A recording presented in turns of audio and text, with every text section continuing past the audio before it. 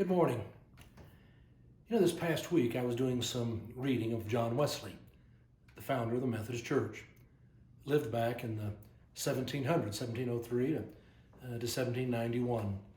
He was an amazing man, having lived that 18th century, the impact he had on England and really the world. John Wesley was someone who was so far ahead of his time. In a time when people were fighting in churches over things like baptism. Can you be sprinkled? Do you have to be immersed? Can you be poured? No, it was John Wesley who would say the amount of water doesn't make the difference. It's what God does in that moment. It's the faith that we bring. The amount of water doesn't make the difference. If it did, let's go to the ocean. That was so radical in his day. Or communion. In those days, everybody had closed communion. That meant you had to be a part of a church, many times a specific church, or for sure the Anglican Church or the Catholic Church, if you were going to be able to receive communion. And John Wesley said, if you love Christ and you want to lead a new life in Christ, then you're welcome to come and receive the sacrament. Open communion is what it's called. Again, such a radical idea, 250 years ago. So I looked at John Wesley, and it was easy to see he was a man who was a thinker. And many of the things he had to say still speak so clearly to the situation today. And so what I decided we would do this week is, this week we're going to look at something John Wesley said every day, Monday through Friday, and see what it tells us we need to be doing in our world today. I wanted to start today with his understanding of Christian perfection. As a Methodist minister, when I stood before the altar and was going to be ordained, just like the same thing with Wendy and Phil and with Keith and Dave and Josh, and when we all stood at the altar, the question was asked, are you moving on to perfection? And we were supposed to answer, I am. Do you expect me made perfect in this lifetime? And we said, with God's help, I do.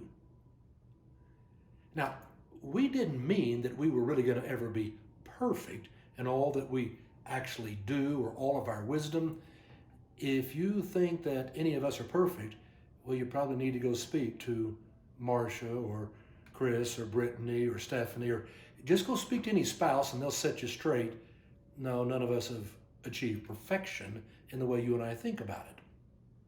What John Wesley meant was, we should reach a point where everything we say and everything we do is motivated out of a love for God and a love for others.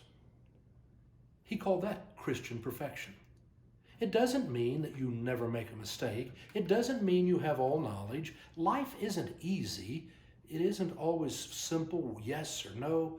There's always a lot of gray, and you do the best you can. And you may make a mistake, or it may not be the best decision. But Christian perfection is when what you say and what you do is motivated out of a love for God and a love for others. Every Methodist minister says they're striving to move on to Christian perfection. I don't think I've always done necessarily a great job with that, but I've thought about how this week I'm going to try.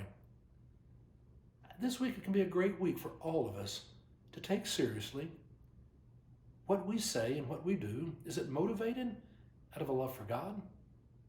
Is it motivated out of a love for other people? If we really lived that way, I wonder how it would affect this week. How would we treat the person who is trying to feed onto the freeway? How would we treat the person who may have cut in line in front of us? How would we treat the people that we work with? Or our children when we come home? How would we treat others if we really try to be motivated out of a love for God and a love for others? Christian perfection. It's tough, but John Wesley believed it is achievable. This week, maybe we all can say, are you going on to Christian perfection? With God's help, I am. Have a great week.